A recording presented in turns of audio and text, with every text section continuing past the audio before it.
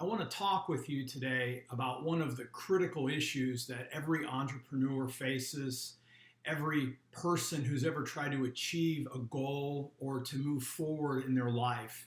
And that's the recognition that we have a tendency to self-sabotage ourselves right when we're on the verge of breaking out to a bigger, better, fuller, richer life. Have you ever been there?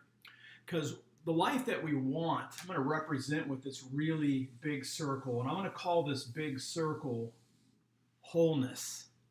And when we talk about a life of wholeness, I don't know about you, but here are some of the things that I think about with a life of wholeness. I think about a life of growth,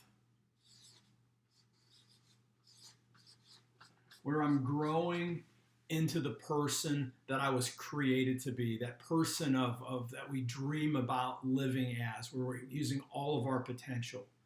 I also think about personal relationships, a whole life where we're blessed with loved ones, family, friends. In other words, a life of love. And then a life of significance, where we're pursuing and living out our big purpose for the world. So we have growth, personal relationships, and significance as wholeness. Again, you can think of that as becoming the person you were born to be, living a life of love, and living a life of purpose and mission.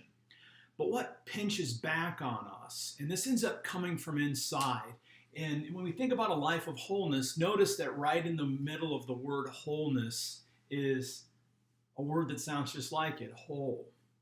And what's that hole? We all have a hole inside of us, and you know what it is.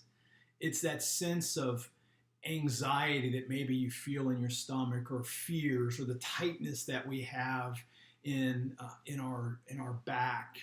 It's the pain that we have in our neck. It's feelings of guilt, shame, anxiety. It's when we don't feel like we're good enough, or we don't deserve this, or we're unlovable.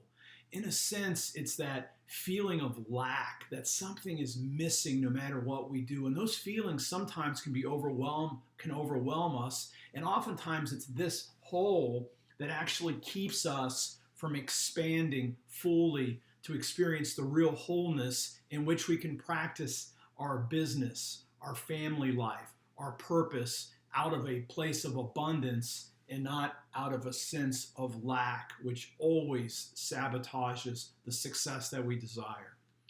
So the key piece to this, and what we have a tendency to do, how do you deal with those feelings of lack or I'm not enough? Most of us have some kind of numbing practice that holds us back. And what do I mean by numbing practice? Sometimes we numb ourselves by substituting overwork to try to cover up that sense of lack. If I can just do more, and it might just be busy work.